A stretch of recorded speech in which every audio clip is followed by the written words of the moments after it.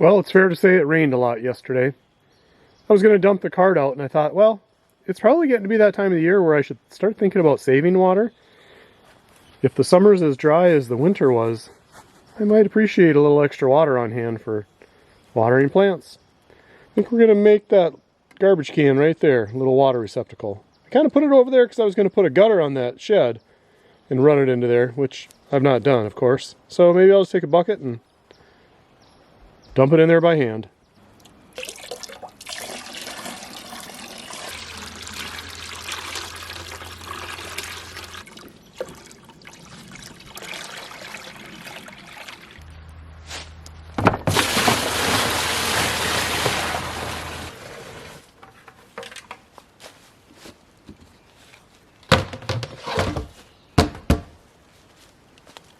Well, I've officially gotten more rainwater in one day than I got maple syrup sap all season long.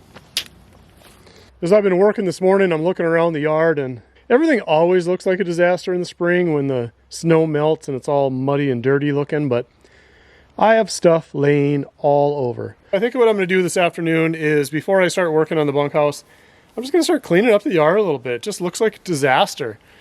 And it's probably not going to look that much better when I'm done, but at least I can put a few things away. I think that'll help. One of the projects I'm going to work on in the bunkhouse today is putting the fascia on the rafter tails and trying to get situated to put some J-channel bird boxes, soffits in. That's the plan over the next day or two. But it's starting to kind of sprinkle again, and I really don't want to be working underneath the roof if it's going to rain, because then it all just comes down on top of me. So I think what I'm going to do is, I'm looking around the yard here and everything just looks like a disaster. I've got stuff that needs to get picked up. I need to address the garden boxes. I have wood that's already split that needs to get hauled to the wood pile. Just lots of general spring cleanup chores. So I think we're going to knock those out first, and then we're going to move over to the bunkhouse.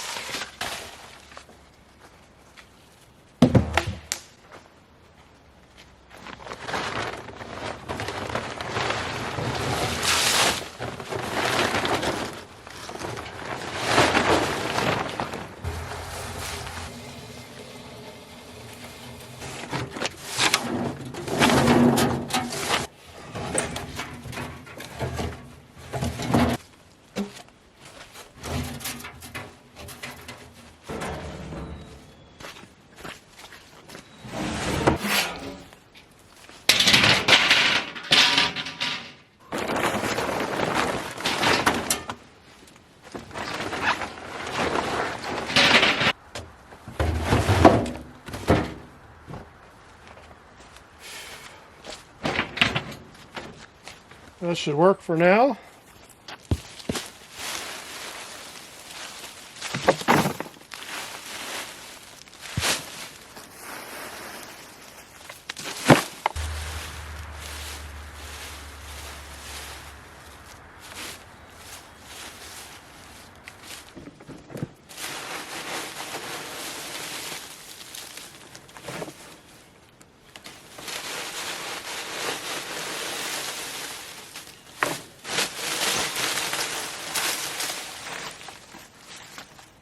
Well, this will be an experiment.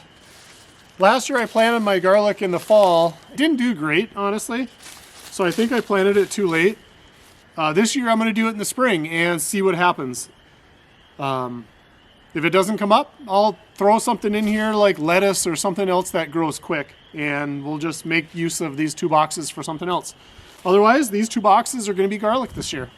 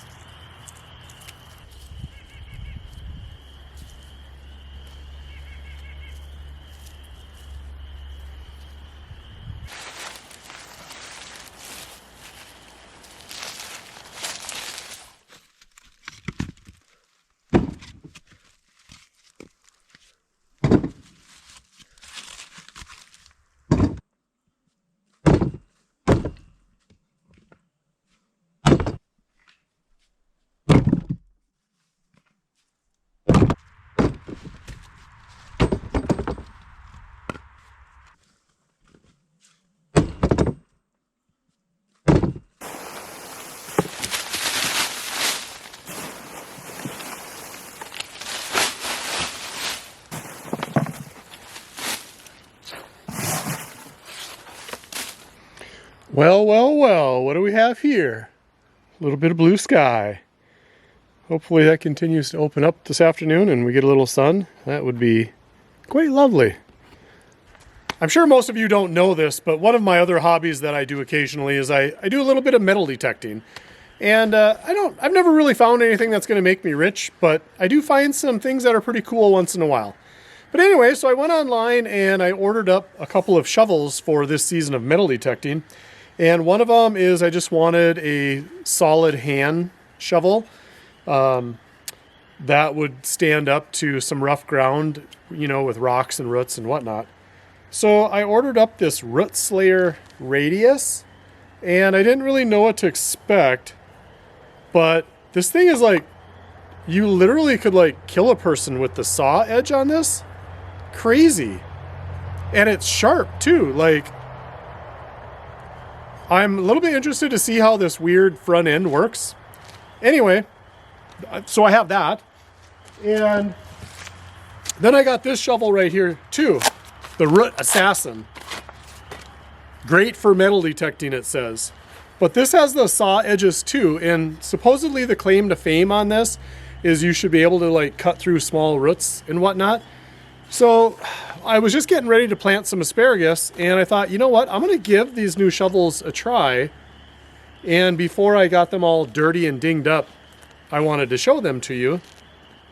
I'm not sponsored by these people or anything, but I thought, hey, if it's a product that I'm using and you're seeing me use and you like it, I'll include the link and you can check it out for yourself. But this thing is like,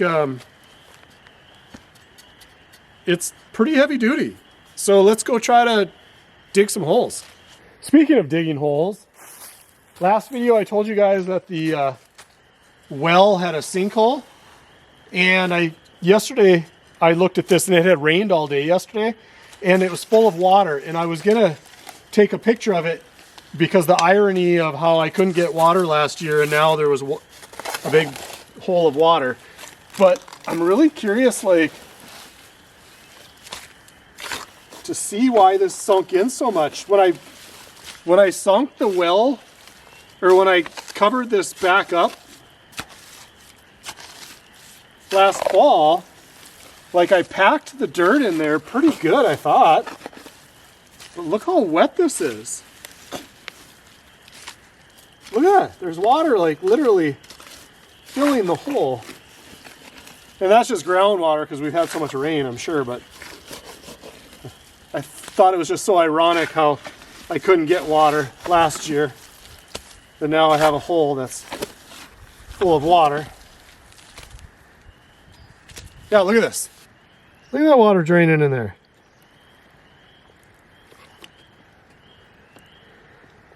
That's just all groundwater. Huh. I'm really tempted to dig this hole back out, because if you remember, I could only get like the top portions of the well pipe out. So the rest I just capped and it's still in there. I'm half tempted to dig it back out and see if there's water in the pipe. We should do that. Should we do that? Although it's going to be all mucky and it's going to be horrible digging. See, look at the water in there. Now you know why I was so convinced that I was going to get water out of this hole. Because I've dug holes before at certain times of the year, putting posts in and stuff, and hit water. So I was convinced. Okay, I have to look. I have to just see. I just have to see what's going on in here.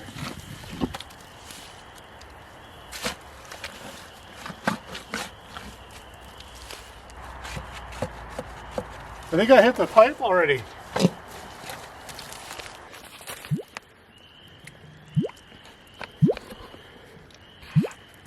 Did I accidentally pull the cap off the old well pipe?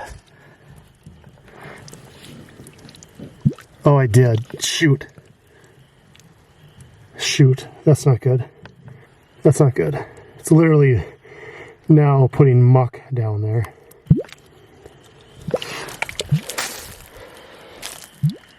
I must have knocked the cap off with the shovel.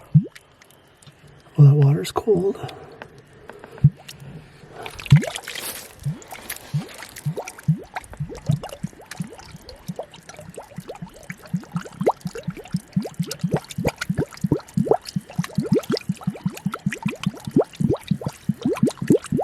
What in the heck? What in the heck?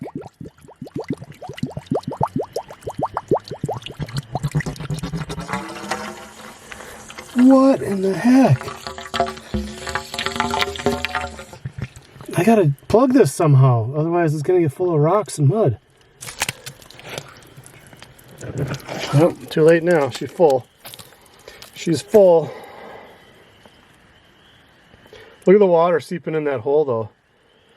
I gotta put something in there. It's just gonna keep.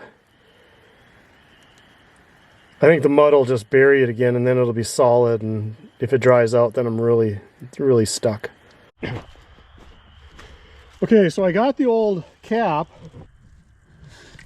I don't even feel threads on that.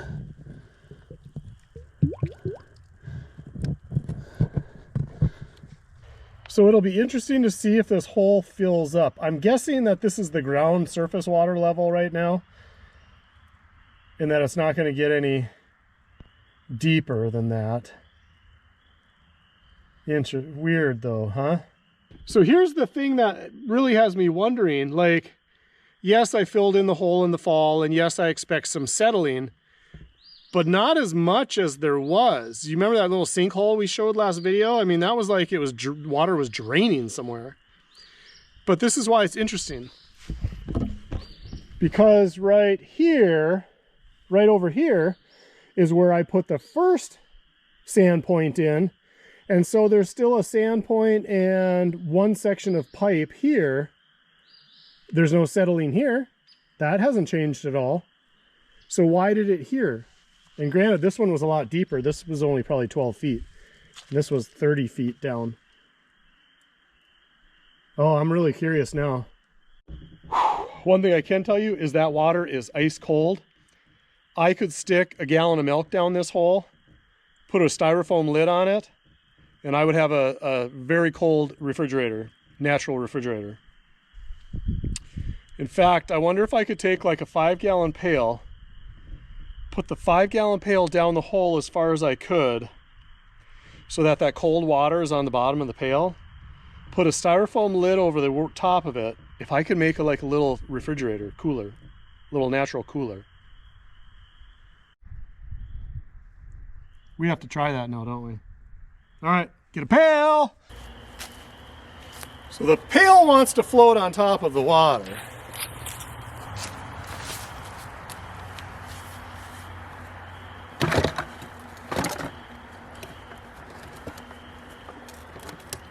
Okay, so the cool thing is, so when I put the rock in the pail, it made the pail sink, which then forced the water up around the edges of the pail.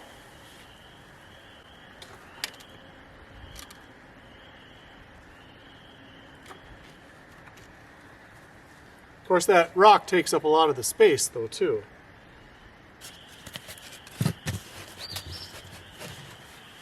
Now what we need is like a blanket or something to put over this. Or a big piece of styrofoam. Not sure what we're doing here exactly. What would maybe work is to take the lid of the bucket, glue a piece of styrofoam to the top or the bottom of the bucket lid, put the lid on the bucket, and then put like another round the size of the hole on top of the whole bucket, and then put a weight on that. And then you could put things in the bottom of that bucket, and it would be the refrigerator, like things like pop or butter, or I probably wouldn't put like egg salad and shrimp in there, but we might be onto something. We might be onto something. Anyway, so what I was gonna do, the reason I got the shovel out is I was gonna plant some asparagus crowns. So let's do that. I know this isn't like the ideal place to plant this asparagus in the shade underneath these pine trees, but I did put a couple in here last summer, and some of them actually did survive. So I thought, well, I don't really know where to put these ones, so maybe I'll just put them in here for now. And man, there's worms everywhere. I gotta grab a jar and maybe we'll do a little fishing. So I thought, oh, we'll put a couple crowns in here and see what happens. These were just extra ones I had, so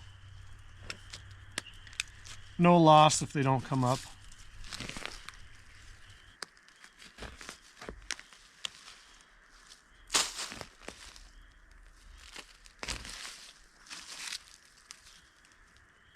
Well, the shovel seems to work. It goes, just cut right through that.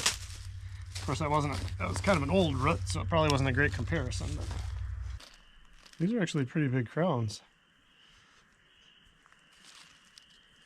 Yeah, I was afraid. It looks like they're getting moldy and rotten. I bought these quite a while ago because they normally sell out. And they look like they're... I'm not sure they're going to make it anyway. So let's go find another spot for the rest of these couple that we got.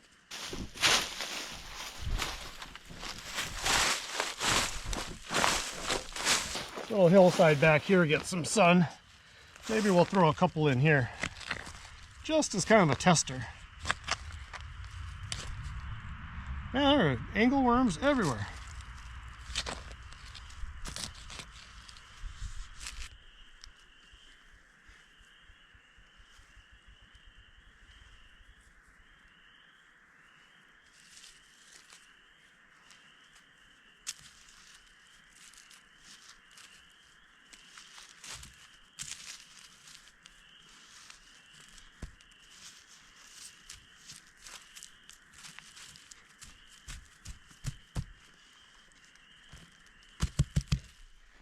There's not many things that look more disgusting than canned meat, but it might go in the pan looking pretty gross, but I assure you it tastes just fine.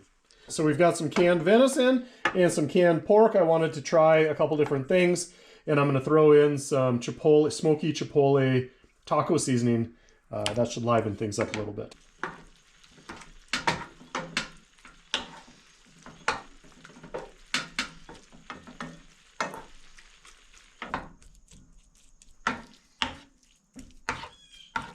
I probably didn't need to make 2 batches, but I wasn't sure which one was going to taste better since I've never used this spice before. And I thought, now I have lunch tomorrow and I don't have to cook tomorrow when I'm trying to work on projects. All right, I've got my meat all ready to go. And what am I missing? Oh, I got to dice up the tomato and a little shredded cheese. All right, let's get building. I forgot sour cream. That's what I forgot.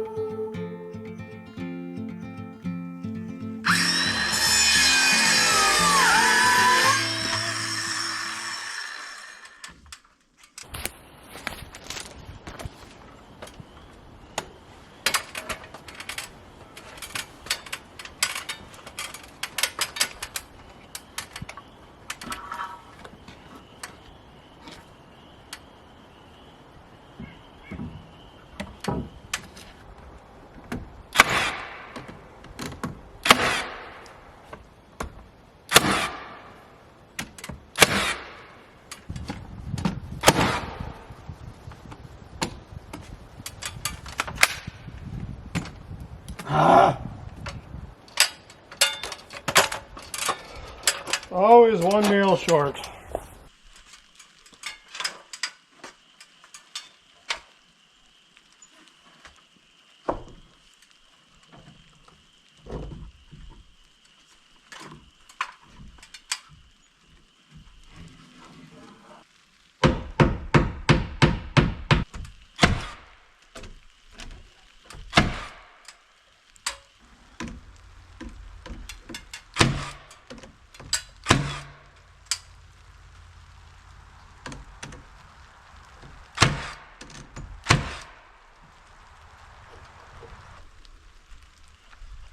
know about you guys, but I'm tired of working in the rain. I think we're gonna call it quits for the day. It's been raining for 3 days straight. Off and on, of course, but had one break yesterday afternoon where it got sunny and I went for a run. And by the time I got home, I wasn't motivated to do anything. So I haven't exactly made the best use of the last few days, but I gotta admit, working in the rain, it ain't my thing. Although, we've got one board left to put on and then the subfascia is done. And then we can start thinking about the F channel for the soffits. Oh, I just hate that water. All right, let's get that last board in. Enough talking, start walking. Walking? Working, start working. There, subfascia's done. And I don't want to sound like a wimp, like I can't work if it's raining because I'm gonna melt. But the reality is all that rain is dripping off the edge of the roof right onto where I'm working. So it might be lightly raining, but it's heavily dripping. Goodbye, tiny cabin. Thanks for the memories. We'll see you in a couple days.